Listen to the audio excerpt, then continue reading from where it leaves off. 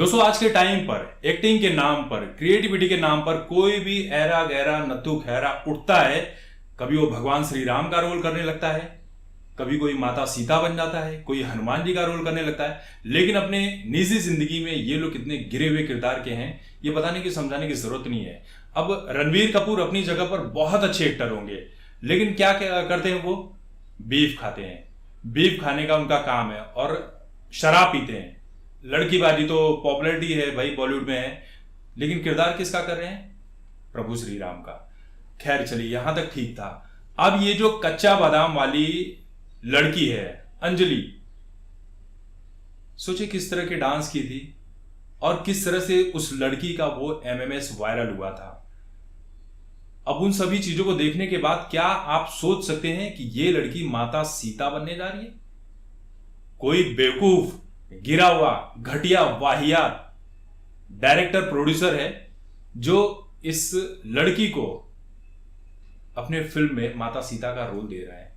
अब आप सोचिए कि विरोध हो रहा है, बस विरोध ही होता है। सनातन धर्म के लोगों में बस इतनी ही ताकत है कि ये विरोध करते हैं, बाकी इसके सिवा कुछ नहीं कर पाते हैं। ना कोई कानूनी एक्शन ले पाते, ना कुछ कर पाते हैं। आप यही अभी क्रिश्चियनिटी के ऊपर बनाइए कुछ, या इस्लाम के ऊपर कुछ बनाइए, गर्दनें अलग हो जाएगी। और किसी की हिम्मत नहीं होती है कि इन दो धर्मों के खिलाफ कुछ बना सके। तुरंत मामला कोर्ट में जाता है और कोर्ट भी इनके पक्ष में ही सुनवाई देता है। लेकिन जहां पर सनातन धर्म को लेकर बातें आती है वहां पर आप खुलेआम कुछ भी कह सकते हैं, कुछ भी मजाक बना सकते हैं, कुछ भी चीजें बना सकते हैं। किसी भी ऐरे गहरे को कभी माता सीता का, कभी श्री राम का रोल कर सकता है। वो पूरी छूट है, कोई मनाही नहीं है, कोई रोक टोक नहीं है।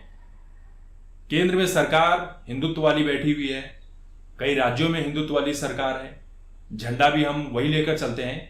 लेकिन सूचना और प्रसारण मंत्री भी भाई बीजेपी का ही है। लेकिन मजाल हो कि जो इस तरह के घिनौने कृत्यों को रोका जा सके। बल्कि सरकार तो एकता कपूर जैसे लोगों को जो इंडियन आर्मी की बदनामी करते हैं, इनको पद्मश्री देकर सम्मानित कर देती है। जो दीपिका पादुकोण भाई किस किस तरह की चीजें करती है बताने की, समझाने की जरूरत नहीं है।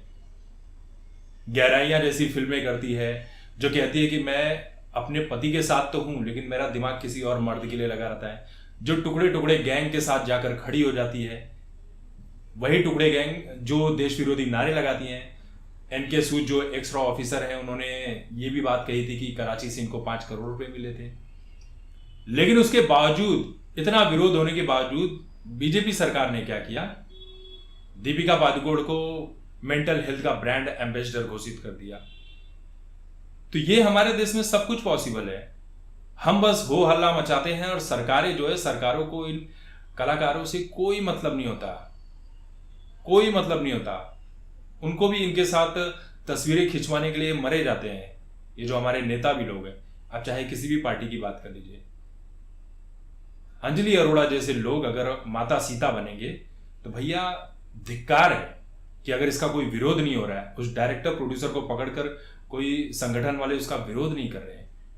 वाकई में डूब मरने वाली बात है उन सभी हिंदू संगठनों के लिए जो अभी भी विरोध नहीं कर रहे हैं।